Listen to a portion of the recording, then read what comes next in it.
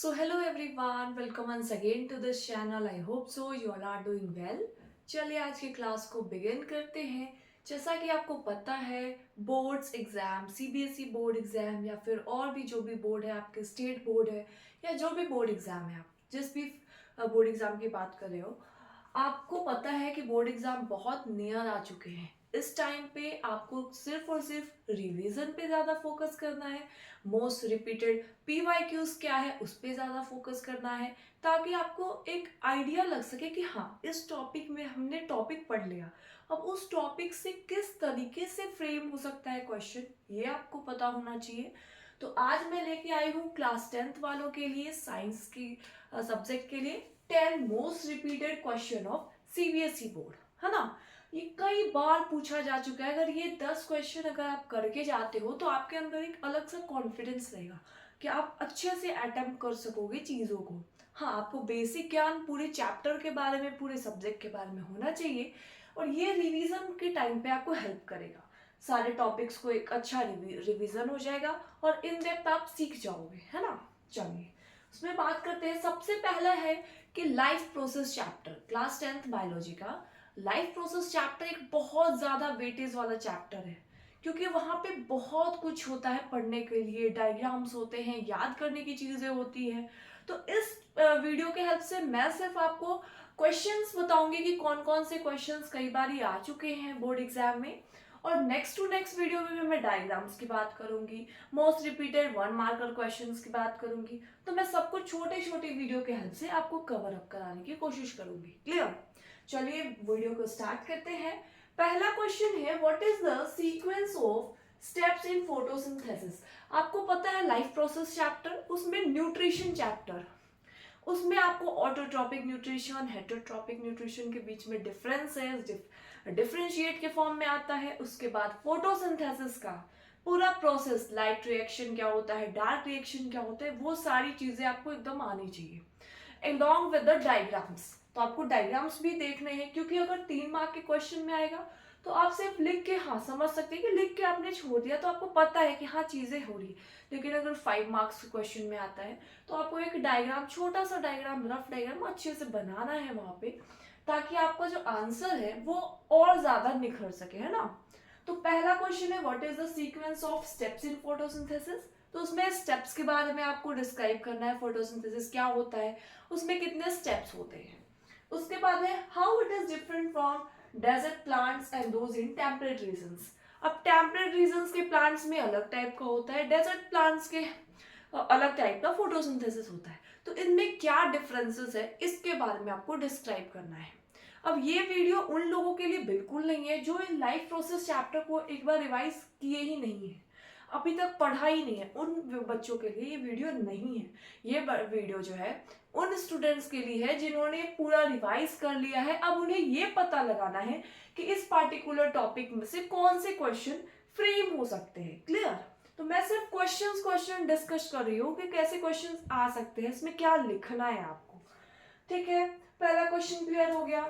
दूसरा क्वेश्चन है, describe the mechanism of gaseous exchange in tissues and lungs. अब इसमें क्या करना है, ये क्वेश्चन रेस्पिरेटरी सिस्टम का है। जो भी लाइफ प्रोसेस में आपका न्यूट्रिशन, डाइजेशन, ये सारी चीजें आता है, रेस्पिरेशन, एक्सक्रीशन, ट्रांस, इनमें से ये टॉपिक कौन सा है, रेस्पिरेशन का टॉपिक है। आपको ये बताना है, पहले तो आपको रेस्पिरेटरी सिस्टम का डायग्राम बनाना आना चाहिए अच्छे से। ऐसा नहीं है कि आप 10 मिनट का टाइम लेके एक रेस्पिरेटरी सिस्टम बना रहे हो, तो ये आपका ही लॉस होगा। आपको ऐसा डायग्राम सीखना है जो कि 1 मिनट में बन जाए, 2 मिनट में बन जाए हार्डली, और बाकी टाइम आप लिखने को दे सको। लिखो एक अच्छे फ्रेम में, आंसर बना के लिखो। क्लियर? तो आपको सबसे पहले टिश्यूज में बताना है कि गैसियस एक्सचेंज कैसे हो रहा है, फिर टिश्यूज के बाद लंग्स में बता रहे हैं, है ना। दो वहां पे दो मैकेनिज्म फॉलो होता है, एक टिश्यूज के लिए होता है गैसियस एक्सचेंज, एक लंग्स के लिए अलग से होता है। तो वो चीजें आपको अच्छे से डिस्क्राइब करके लिखनी है। क्लियर? अगर आप चाहो तो इन दोनों क्वेश्चंस को नोट डाउन कर सकते हो, प्रैक्टिस करने के लिए आप वहां पे आंसर फ्रेम करके लिख सकते हो। चलिए अब क्वेश्चन नंबर 3 पे आते हैं कि थर्ड क्वेश्चन क्या हो सकता है। चलिए, आई होप आपने इसको लिख लिया है। अब 3rd नंबर क्वेश्चन पे आते हैं। थर्ड क्वेश्चन आपका ये हो सकता है कि how the oxygen in carbon dioxide is transported in human beings. Clear, वो भी क्वेश्चन हो सकता है। चलिए अब बात करते हैं, ड्रॉ अ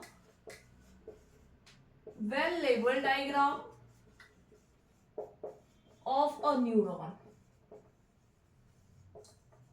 अब जैसे देखो, ऐसा भी क्वेश्चन हो सकता है कि आपको न्यूरॉन्स का डायग्राम अच्छे से बना के दे दे और वहां पे आपको ये पूछे, न्यूरॉन्स का डायग्राम बना दे, उसके बाद आपसे उससे रिलेटेड कोई कोई क्वेश्चन पूछे कि मतलब 1 मार्क का क्वेश्चन पूछ सकता है। जैसे मान लो फॉर एग्जांपल ये न्यूरॉन्स के लिए हो गया, मान लो इसी क्वेश्चन में दिया हुआ है draw a well level diagram of women's capsule.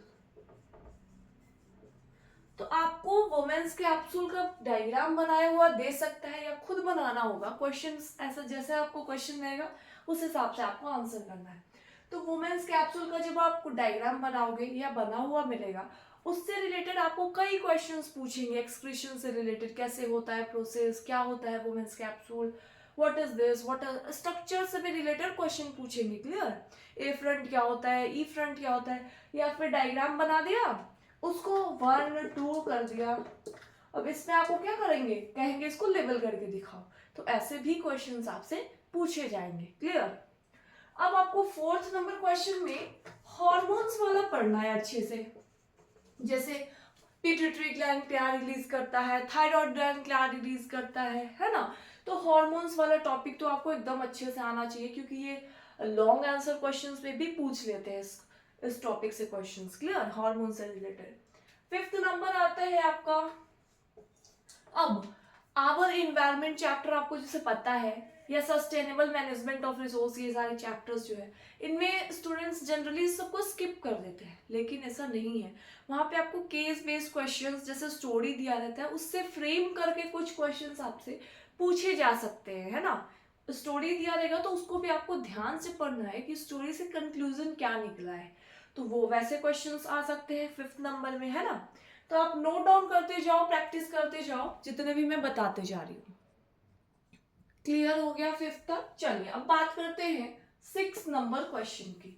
अब 6 नंबर क्वेश्चन में आपसे male reproductive system, female reproductive system बनाने को कह सकते हैं। ये बहुत ज्यादा इंपॉर्टेंट हो जाता है, male reproductive system, female reproductive system. Clear, एक बहुत ही रिपीटेड सवाल आ चुका है कि व्हाट इज प्लेसेंटा, वो क्या करता है, उसका काम क्या होता है। ये बहुत बार रिपीट हो चुका है, तो ये आप इसको लिख लो, एक बार लिख के आप फ्रेम करके आंसर्स चेक कर लेना कैसे होता है। व्हाट इज प्लेसेंटा, मतलब ये प्लेसेंटा के बारे में आप पूरा चीज पढ़ के जाओगे। सिर्फ ये एक काम नहीं करता, ये नर्चर भी करता है। क्लियर, तो आप सिर्फ ये देखोगे कि हाँ ये अटैच होता है, फूड न्यूट्रिशन प्रोवाइड करता है। इसके अलावा भी कई फंक्शंस होते हैं प्लेसेंटा के, उसको भी आप याद करके जाओगे। क्लियर, क्योंकि ये ना चाहते हुए 3 मार्क्स में पूछ ले, 5 मार्क्स में पूछ ले। क्लियर, अब आते हैं मेंडल वाले सवाल से कि why Mendel choose the garden pea plant. ये तो मोस्ट फेमस क्वेश्चंस है। Clear, why Mendel study the garden pea plant, उनके कैरेक्टर्स के बारे में बताइए, उनके ट्रेट्स के बारे में बताइए, एलील्स क्या होते हैं, ये सारी चीजों के बारे में आपको बेसिक पता होना चाहिए। क्लियर हो रहा है। अब बात करते हैं, बहुत फेमस क्वेश्चन है, food chain, food web, energy level, यानी कि ये सब के बारे में डिफरेंसेस याद कर लो, एग्जांपल्स याद कर लो, उसके एनर्जी लेवल्स के डायग्राम याद कर लो, प्राइमरी कंज्यूमर, टर्शियरी कंज्यूमर, ये सारी चीजें आपको पता होना चाहिए, क्योंकि ये सारी चीजें आपको बहुत ही प्लस पॉइंट नंबर दिलाते हैं। बिना किसी चीज के आपको प्लस मार्क्स मिल जाते हैं, बस आपको थोड़ा बेसिक पता होना चाहिए इसमें कि फूड चेन क्या होता है, फूड वेव क्या होता है, एनर्जी लेवल क्या होती है।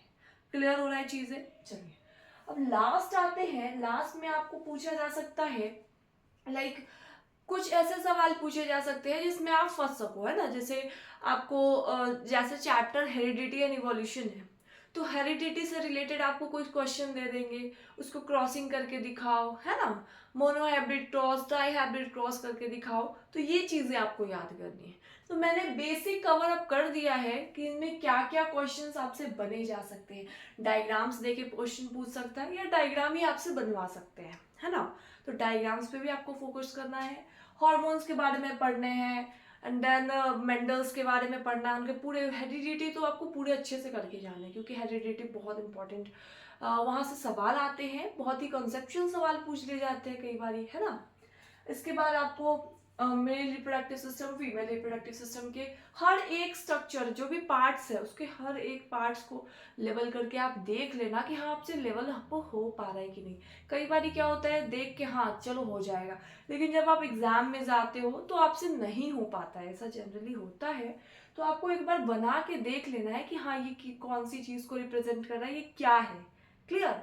तो मैंने बहुत ही कम टाइम में, मुश्किल से 10 मिनट के वीडियो में मैंने आपको 10 मोस्ट रिपीटेड पीवाईक्यूज बताने की कोशिश की है। इसको आप अच्छे से करके जाओ, डेफिनेटली करके जाओ, रिवाइज कर लो, एक एक रिवीजन के फॉर्म में ही इसको सॉल्व कर लो, और सॉल्व करके देखो, आंसर्स फ्रेम करके देखो कि हो पा रहा है कि नहीं हो पा रहा है। ठीक है, मिलते हैं नेक्स्ट वीडियो में। मैं आपके साथ लेके आऊंगी बहुत ही interesting videos. Till then, stay safe until practice this question.